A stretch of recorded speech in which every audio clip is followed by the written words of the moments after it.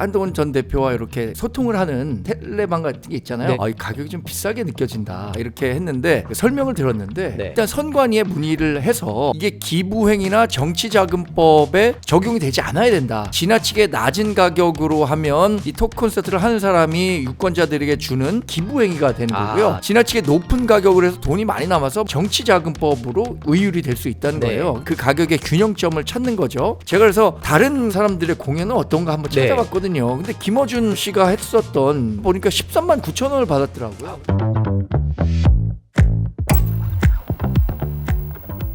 광화문 비데이 저희가 준비한 첫 번째 의제부터 열어보겠습니다. 첫 번째 의제. 자, 장동혁 대표네요. 그리고 한동훈 전 대표죠. 재신임 투표와 티켓 장사. 이거 뭐 사진만 봐도 누군지 다 아실 법한 분들이 이제 두 분을 딱 저희가 모셨는데 한동훈 전 대표가 실제로 이제 지난주 목요일이었죠. 제명됐습니다. 결국 저희 예상대로 제명이 됐는데 자, 이제 앞으로 남은 게 사실 과제가 많습니다. 지방선거도 있죠. 계파 갈등이 지금 불거지고 있죠. 지금 할 일이 태산인 장동혁 대표 그리고 또 당에서 제명당한 뒤에 살 길을 도모해야 되는 한동훈 전 대표 이분들 새로운 출발선에 섰는데 지금 시작부터 문턱에 걸려 있습니다. 장 대표 친한계 비롯해서 뭐 소장파 의원들까지 재신임 투표를 요구하고 나섰어요.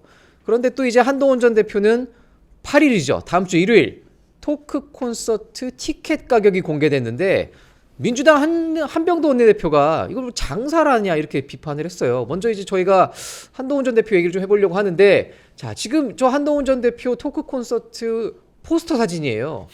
뭐 한동훈 전 대표의 이미지를 그냥 한눈에 보여주는 사진이죠. 한동훈 전 대표는 이렇게 얘기했어요. 티켓 단 한 푼도 단 1원도 10원 한 장도 가져가지 않는다. 반박을 했습니다. 집권여당 원내대표가 뭐 이런 데 관심이 있냐 이렇게 반박을 했는데 자, 근데 저도 좀 궁금하긴 하네요. 이 티켓 가격 정 의원님. 네. 이거 어떻게 산정된 거고 이게 어떻게 지금 되는 구조인 건가요? 그래서 뭐 정확한 원가 구조와 가격 결정과 관련해서 얼마나 정확하게 제가 설명을 드릴 수 있을지 모르겠습니다만 제가 그래도 비싼 건가요? 안 비싼 건가요? 이게?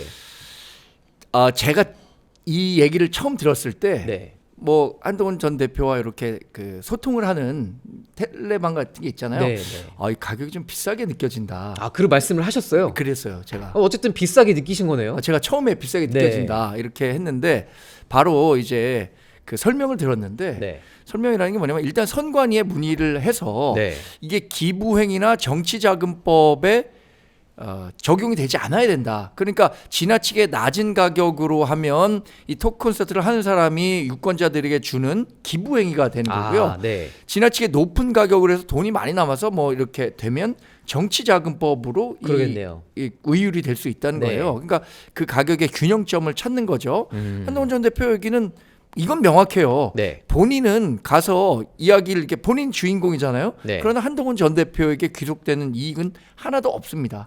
그리고 가격이 책정된 것에 대해서 그 선관위와 계속해서 논의를 했고 지나치게 낮은 가격인 경우엔 아까 말씀드린 것처럼 기부행위 또 높은 가격으로 이익을 남기면 정치자금법이 되기 때문에 적절한 그 중간값을 찾은 거죠.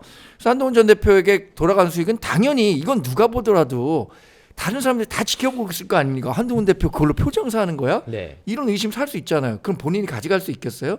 가져가는 건 하나도 없고 이 대관료와 준비를 하는 실비, 그 이벤트를 대행하는 회사 있잖아요. 대행하는 회사의 인건비, 거의 무대 장치, 마이크 이런 식으로 하는 비용과 다 적정하게 맞춰서 한 거지. 이걸 뭐 티켓 장사를 하기 어렵고 제가 그래서 다른 사람들의 공연은 어떤가 한번 찾아봤거든요. 근데 김어준 씨가 했었던 인천에서 인스파이어 호텔인가 했었잖아요.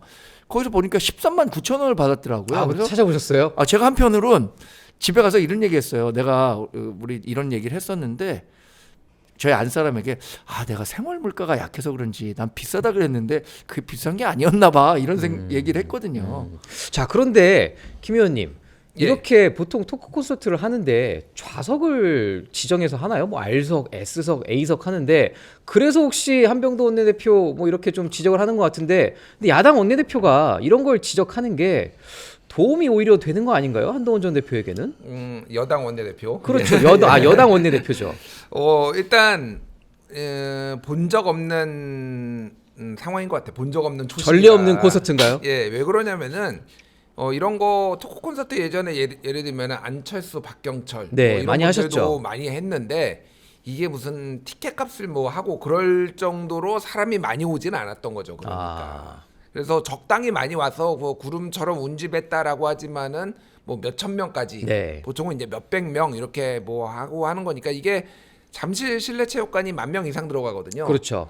뭐 전체는 한 18,000석 된다고 하는데 이제 사각 지역 뭐 이렇게 토크 콘서트 같은 경우 안 보이는 지역 빼면은 한 11,000, 12,000 뭐 이 정도 들어간다고 합니다. 네. 그러면 이게 기본적으로 1시간 만에 매진이 된 건데 한동훈 전 대표의 팬들이 전국적으로 이렇게 지브루사가 있는 사람들이 네. 직접 보겠다는 사람들이 이 정도로 많다라는 거는 정치인에겐 본 적이 없어요. 그래서 아. 약간 아이돌 같다 그 생각이 들어요. 그러니까 뭐 그 좋아하시는 분들은 이쪽에 정치 아이돌처럼 또 생각하시는 분들도 있으니까 저는 그래서 이게 좀 불가피한 측면이 있었던 것 같아요. 왜 그러냐면은 이거를 좌석을 등급을 안 매기면은 이 정도 인파가 전날부터 밤새고 막 줄 섭니다. 좋은 좌석 선착순으로 하면은. 그러겠네요. 그럼 그 일대가 또 혼잡해지고 왜 이런 거 제대로 통제 못했냐 하면 약간 뭐 사고가 날 수도 있고 네. 뭐 이런 우려가 있으니까 오히려 콘서트 하듯이 진짜 이렇게 뭐 등급을 나눠 가지고 한 거는 약간 불가피한 측면이 있다라는 거 하나 이 생각은 하고요. 뭐 가격이 비싸다 싸다는 제가 정확하게 모르겠으나 제가 아쉬운 건 하나 있어요. 네. 그러니까 이게 한동훈 대표가 바보도 아니고 네. 이거를 자기가 먹으려고 하진 않았겠죠. 그러니까 그럼요. 이게 나더라도. 네.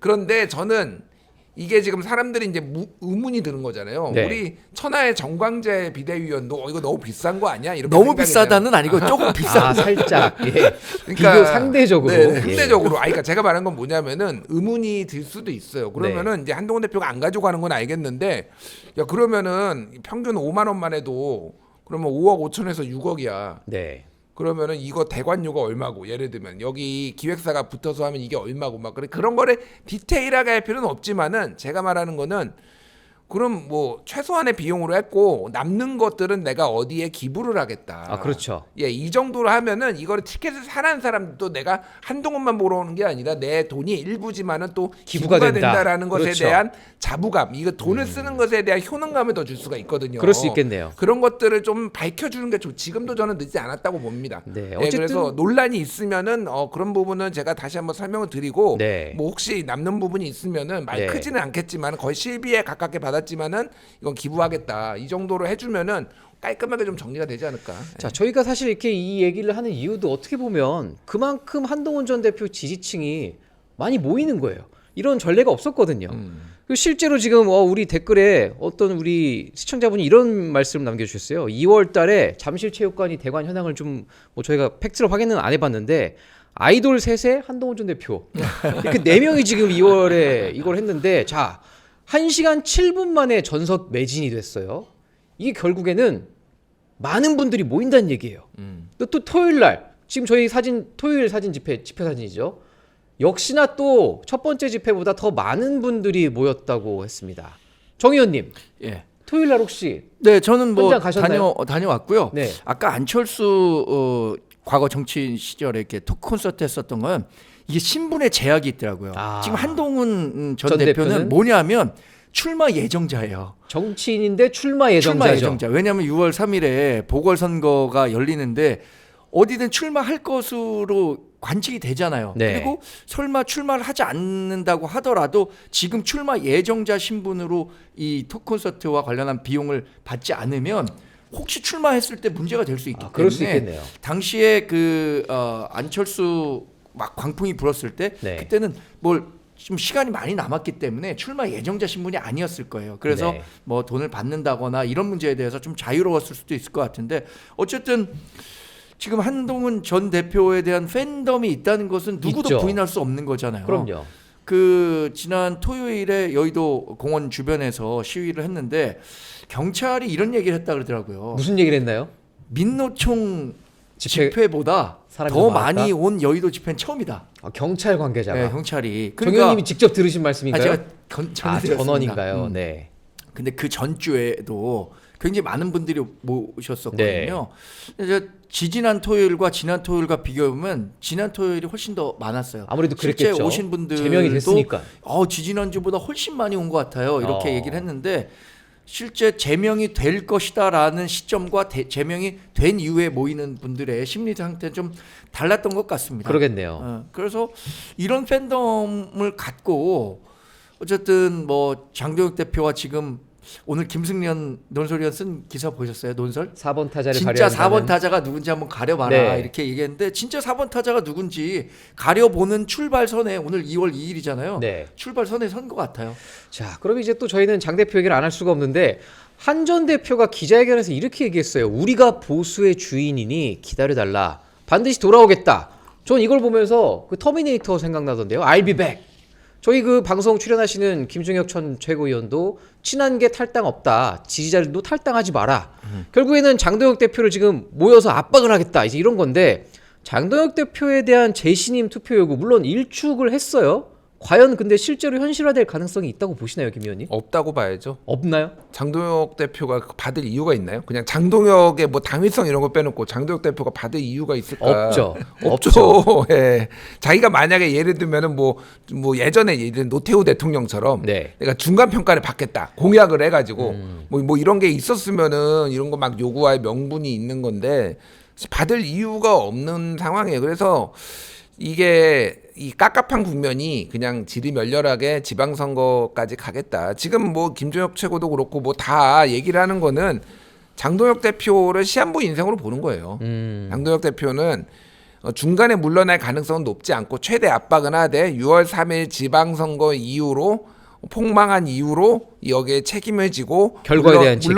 물러나게 하거나 물러나거나 뭐 이렇게 될 거라는 거를 보면서 지금 다 버티는 거잖아요, 사실. 네. 그리고 역대 어느 세력도 지방선거를 앞두고 신당을 창당한 적은 없습니다. 아, 그렇죠. 총선도 아니고. 예, 총선 아니면 대선 때 그렇죠. 그래서 뭐 신당 창당에 이렇게 하시는 분들도 있는데 네. 그거는 저는 말이 안 된다고 봐요. 그러니까 뭐 창당할 수도 있지만은 그렇게 너희들 창당 안 하면 쫄보야 뭐 이렇게 하시는 분들은 제가 보기에는 말이 안 된다 그런 생각이 들고 이거는 답이 없어요. 사실은 그 보수가 잘 될 때는 결국은 소위 말해서 이제 전통 보수와 개혁 보수가 서로 긴장 관계에 있으면서 그렇죠. 하지만은 상대를 절멸시키지 않고 싸워왔던 이런 전통이 있었을 때 좀 잘 됐거든요. 네. 왜 뭐 대표적인 게 친박계와 친이계잖아요. 그렇죠. 예, 이명박과 박근혜 한쪽은 이제 소위 말하는 중도 보수, 실용 보수, 한쪽은 정통 보수. 예. 이쪽을 이제 대변을 하면서 본인들이 또 뭐 공천 파동도 있고 했지만은 절멸시키려고 하진 않았어요. 그래서 그랬죠. 제가 그냥 솔직히 말씀드리면은 망했다. 국힘 망했어요. 그냥 지방선거와 관련해서는 망했고 이길 방법이 없습니다. 제가 보기엔. 자, 우리 김 의원님 거의 뭐 지금 절망적인 전망을 내놓고 계신데, 자, 근데 뭐 어쨌든 이겨요 뭐 그러면은 이길 것 같아요. 제가 그래서 그 네. 부분에 네. 공감 안 할 수가 없어요. 그렇죠. 왜냐하면 우리 그 갤럽이나 NBS나 여론조사하면은 본인의 본인의 정치적 정치 성향, 지형 이런 거에 대해서 얘기하면은 내가 보수적이다라고 생각하는 사람이 대략 한 5-6% 돼요. 그리고 중도 다소 보수적이다라고 네. 생각하는 사람이 25%, 중도가 45%, 다소 진보적 20%, 진보적 5% 이 정도 됩니다. 그러니까 극단에 있고. 중도라고 답하는 사람이 45%고 네. 그 다음으로 많은 비중을 차지하는 사람이 다소 보수적이라는 사람이에요. 다소 보수적이라는 사람이 이번 투표에 어떻게 임할 거냐. 지금 김준일 평론가 오랫동안 뭐 정치 보셨으니까 네. 그 관점에서 생각하신 거고 저도 그렇게 생각해요. 시위에 나왔던 사람들도 뭐라 그러냐면 내가 이번에 지방선거 가서 민주당 뽑는다라고 얘기하는 극단적으로 얘기하시는 분도 있고 새로운 또 분화가 지금 이루어지고 있다는 거죠. 그리고 투표 안 하겠다. 아예. 아예 한동훈 전 대표 이렇게 그냥 막무가내로 몰아내면 내가 국민의힘 지지할 이유가 뭐가 있냐. 그렇죠. 이렇게 얘기하는 사람이 있기 때문에 이 다소 보수라고 하는 사람들이 대략 한 25% 된다 그랬잖아요. 25%가 투표장에 적극적으로 나가서 국민의힘을 적극적으로 네. 뭐 예를 들어서 한 8대2 정도로는 찍어줘야 국민의힘이 이길까 말까인데 일단 투표장에 나가겠다는 동인 자체가 떨어지고 그렇죠. 가서도 국민의힘 안 찍겠다고 하는 사람들이 생겨난다. 이걸 실제로 목도하고 있단 말이에요. 이러면 지방선거 어떻게 이기겠어요. 저는 그래서 그 장동혁 대표도 이번 지방선거에 대한 기대치를 자꾸만 낮춰나갔고 참패를 한다고 하더라도 이거 참패 아니야. 이거 어려운 선거야 원래. 그래도 이렇게까지 선전했다. 이런 식으로 나중에 비대위원회든 뭐 사퇴 압박이든 이걸 이겨내려고 하는 거 아닌가라는 생각이 드는 거죠. 자, 근데 결국에는 그러면 장동혁 대표 같은 경우에는 뭐 쇄신안을 내든 뭐 어떤 다음 스텝으로 가야 되는데 이거는 지금 뭐 딱히 방법은 없어 보여요. 결국에는 지금 또 공이 한동훈 전 대표에게 넘어간 건데 한동훈 전 대표에게는 사실 지금 선택지가 좀 몇 개 있죠. 뭐 예컨대 재보궐 선거에 출마할 수 있는 뭐 저희가 그때도 예측했지만 다 무소속으로 출마할 거라고 예측하지 않았습니까? 김 의원님, 한동훈 전 대표 출마할 거라고 보시나요? 모르죠. 저는 모르는 건 모른다고 네. 얘기를 합니다. 그런데 이제 토크 콘서트도 하는데 출마 안 할 이유가 있을까요? 아니, 그러니까 왜 모르냐면은 일단 네. 출마 예정자 신분이라고 얘기를 했답니다. 출마 선관위에. 예정자 신분. 예. 그러니까 이거는 전략적 모호성을 유지하는 게 훨씬 한동훈한테는 그렇죠. 좋아요. 네. 당연한 거죠. 아직 4개월이나 남았으니까요. 4개월이나 나가고 이를테면 제가 뭐 보수의 심장 대구에 나가겠습니다. 뭐 이렇게 선언하는 순간 그 관심도가 확 떨어지죠. 그것도 그렇고 판 자체가 본인이 원하지 않게 불리하게 이상하게 짤 수가 있는 거예요. 그러니까 이거는 내가 어디를 나갈지 말지부터 사실 어디에 나갈지 어떻게 될지를 대진표를 봐가면서 최후의 결정을 하는 게 가장 유리한 거잖아요. 그렇죠. 그러니까 이게 어느 지역구가 나오냐 또 같이 붙는 사람이 예를 들면 홍준표 무소속 후보가 대구시장에 당선됐을 때 네. 그때 국힘 후보가 좀 지명도가 낮은 분이었어요. 그러니까 뭐 이런 것까지 감안해야 되는 거예요. 그렇죠. 상대가 막 5선 뭐 중진 의원, 전직 의원이 막 나와서 막 지명도 높은 사람이 나오면은 한동훈도 뭐 그냥도 쉽지 않지만 어려운 거니까 네. 전략적 모호성을 유지하는 게 저는 좋다. 그렇게 봅니다. 근데 굳이 저한테 양자택일을 하자면은 나간다가 50일. 네, 정 의원님. 경제학이나 정치학이나 다 사회과학의 영역이잖아요. 그렇죠. 사회과학의 영역에서는 자기 실현적 예언이라는 게 작동합니다. 그러니까 경제학에서 야 경기가 좋아질 것 같아 하면은 경기가 좀 좋아져요. 돈도 좀 더 쓰고. 근데 진짜 나빠질 것 같아 하면 자기가 생각하는 대로 방향성을 갖고 움직인다는 거예요. 정치학도 마찬가지예요. 그 한동훈 전 대표가 어떤 카드를 보이는 순간 다른 사람들의 심리가 움직인단 말이에요. 다른 사람들의 카드가. 네. 그러면 내 카드를 먼저 보여주면 저 사람들은 내 카드를 보고 배팅을 할 텐데 그러겠죠. 이것에 대해서 한동훈 전 대표가 가뜩이나 지금 그 약자적인 상황에서 이걸 먼저 보여줄 필요가 뭐가 있겠냐 이런 거죠. 그래서 지역구도 아직 정해지지 않았고 상대방의 대진표가 완성돼서 본인이 거기 들어가서 판을 바꾸려고 하는 그런 식의 접근이 나올 거지. 네. 먼저 내가 어디 가서 하겠다라고 해서 그 지역에 가서 할 수 있는 그런 상황은 아니죠. 하긴 뭐 지금 아직 기간이 4개월 넘게 남아 있고 또 실제로 나갈지 안 나갈지 이걸 굳이 지금 밝힐 이유가 없다는 이제 말씀들이신데 자 근데 또 국민의힘 내부에서 이런 얘기가 좀 오가고 있어요. 고성국 씨 징계해야 되는 거 아니냐 뭐 이런 또 친한계 의원들 중심으로 이런 얘기가 나오는데 이런 얘기가 왜 나오는 거죠? 아니 뭐 고성국을 징계하려고 마음 먹으면 징계해야 될 이유는 한 100만 가지 있겠죠. 뭐 그러니까요. 갑자기 이 얘기를 꺼내더니 일단은 고성국 저도 이제 보지는 못하고 바빠 네. 죽겠으니까 그 이제 썸네일 올라오는 거 이런 거 이제 한 번씩 보거든요. 계속 누구 징계해야 된다 이런 거 맨날 올려요. 뭐 그런가요? 고동진, 배현진, 뭐 함은경, 한동훈 이상으로 징계해야 된다. 네. 뭐 다음 차례는 오세훈이다. 뭐 누구다 그러면서 계속 이제 소위 말해서 강성 지지층들이 자기 팬덤 그 구독자니까 네. 그들을 의식해서 하는 것도 있지만은 이게 어떻게 보면은 당내 분란행위에 가깝거든요. 계속 누구 징계해야 된다라고 하고 그걸로 이제 실제 그런 징계들이 이루어지는 측면도 있으니까 뭐 그런 것들을 이제 친한계에서 한동훈 제명했으면은 고성국도 지금 해야 되는 거 아니냐? 뭐 이런 거죠. 사실 저는 박민영부터 징계를 했었어야 된다고 봐요. 아 그래요? 왜냐하면 고문들 메타인지나 가져라 평균 연령 91세 이런 거를 징계를 안 하면 뭘 징계하나요, 솔직히? 당직까지 갖고 있는데 말이죠. 그러니까 저는 뭐 한동훈 징계도 징계인데 이게 뭔가 징계가 형평성이 맞아야 되는 문제가 있잖아요. 네. 뭐 그런 차원에서 장동혁 호의 모순을 계속 드러내기 위해서 고성국을 좀 공격하는 게 아닌가 그런데 뭐 박민영도 구두 경고했잖아요. 그렇죠. 뭐 고성국이라고 징계하겠습니까? 그냥 일반 당원인데 100만 명 중에 한 명이라고 얘기하겠죠. 참 뭐 이게 지금 국민의힘 내부에서 워낙 징계 얘기들만 많이 오가고 있어서 뭐 워낙 혼란스러운 상황인데 망했어. 기변님 뭐 자꾸 망했다 그러시는데 뭐 그건 지나봐야 아는 거죠. 근데 정치에 답이 어디 있습니까, 그 사실. 놀라운 사실은 네. 이제 120일 남았잖아요, 지방선거가. 네. 그리고 국정 지지율이 굉장히 높은 편이죠. 60% 뭐 왔다 갔다 하죠, 아직도. 뭐 내외고. 갤럽. 정당 지지율은 또 큰 폭의 차이가 있지만 네. 그것을 지방선거에서 여당 후보를 뽑을 것이냐 야당 후보를 뽑을 것이냐라고 하면 그게 상당히 격차가 줄어들어요. 장동혁 대표도 어쩌면 그런 것에 상당한 기대감을 갖고 있겠죠. 김문수 후보가 당시 대통령 선거 치를 때도 네. 아주 어려운 환경에서 치러진 대통령 선거인데도 41% 얻었어요. 그렇죠. 이준석 후보랑 합치면은 오히려 뭐 수치적으로는 뭐 이렇게 이재명 비슷해지는, 대표보다 당시에 합치면 숫자가 높던가요? 뭐 거의 비슷한 네. 그 정도니까 그거를 믿고 있는 것 같아요. 결국에는 나중에는 표심이 결집된다. 근데 이 표심 결집이 저는 아까 말씀드린 것처럼 대선과- 중도 보수에 있는 사람들이 네. 적극적으로 투표장에 안 가거나 다른 선택을 하거나 이것 때문에 뭐 결과가 좀 어려울 수밖에 없는 거 아닌가. 지금으로서는 그렇게 예상하는 거죠. 자, 이제 요거 뭐 오늘 그 세계일보 여론조사가 좀 재밌더라고요. 창간 기념으로 세계일보 여론조사가 나왔는데 네. 그 한국갤럽에 물어본 거예요. 네. 근데 국힘 지도부는 싫어한 당권파는 싫어하는. 그런데 전체는 민주당 43, 국민의힘 28 네. 이렇게 나왔는데 서울이 민주당 47, 국민의힘 28이에요. 그러니까 원래 서울이 약간 해볼 만하다라는 원래는 얘기들이 비슷비슷했다는 많았잖아요. 예. 그런데 지금 뭐 이거를 이제 갤럽이고 전화 면접인 거를 감안을 하더라도 그런데 중도층에서도 민주당 43, 국민의힘 20 이렇게 나오면은 이게 지금 더블 스코어예요.